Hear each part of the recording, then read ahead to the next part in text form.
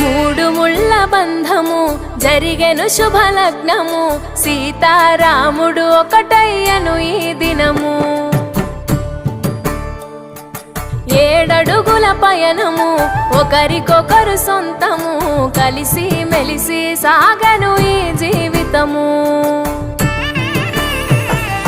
శతమానం భవతి అని వధువరులను దీవించి, శ్రీరస్తు శుభమస్తని అతిథులు ఆశీర్వదించి, పంచాభూతాల నడుమ 2 మనసులేకమయ్యే కళ్యాణం కమన్